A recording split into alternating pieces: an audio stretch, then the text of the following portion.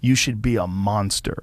He said you should be a monster, you should be ruthlessly ambitious, and then learn how to control it. And it's that old expression, it's better to be a warrior in a garden than a gardener in a war. More. I will have to be braver. I must try harder.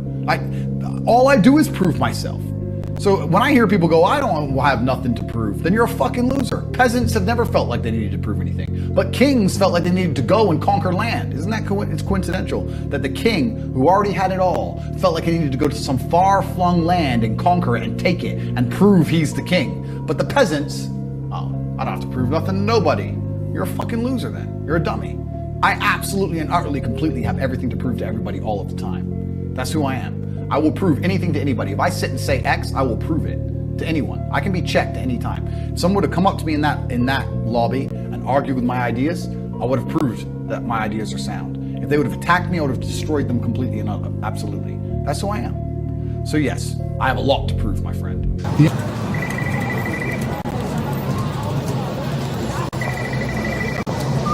Kill the noise. Kill the distractions. Isolate your mind. Be aware as you may miss these shadowy figures attempting to evade your line of sight as they realize their vulnerability. Spot them and you will have identified the intrusions which have buried themselves. There's a list of things that are not doing the thing.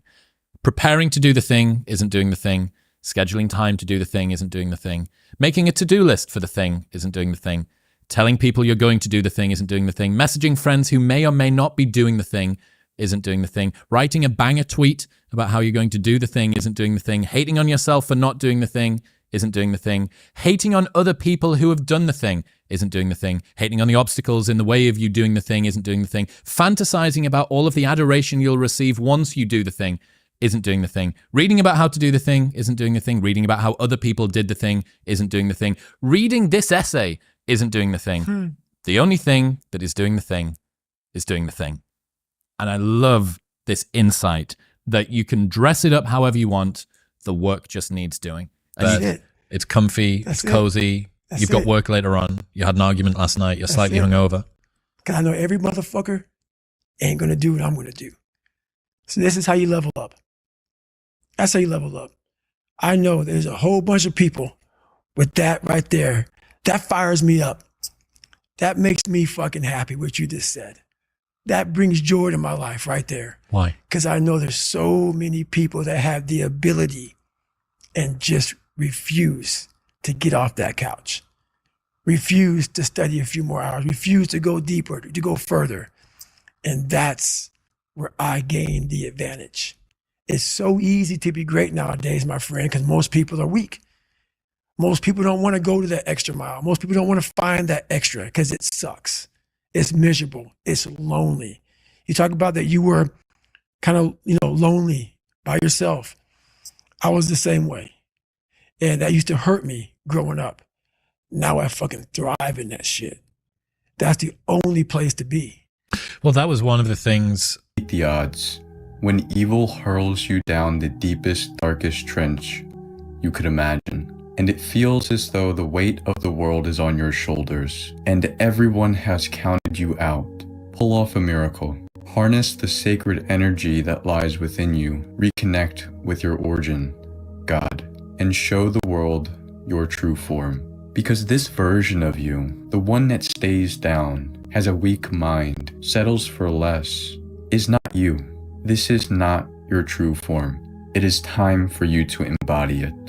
This is life or death, and whether you choose to remain in this mediocre state of existence or to break the cycle and pursue legacy will decide your fate. We're all being tested in life, and guess what? This is one test you can't cheat on. We all have our own test. Some of us are obese, some of us are depressed, some of us are insecure. In the military, we had this big old rucksack on the back, had batteries, water, extra gear. Your extra gear is the shit you're dealing with in life. And the only way to overcome it is for you and you alone to face it. You have to do your best work when you're least motivated. So those days you don't want to do it, guess what you gotta do? You gotta suck it the fuck up and do it. Stay hard. But we haven't seen any results, so we get all fucking down and poopy pants and shit. You studied for 30 minutes for a fucking test, and you didn't do as well as you thought. What the fuck did you expect? You're not putting in the work. You have to do more. You gotta stop telling yourself that you're doing enough.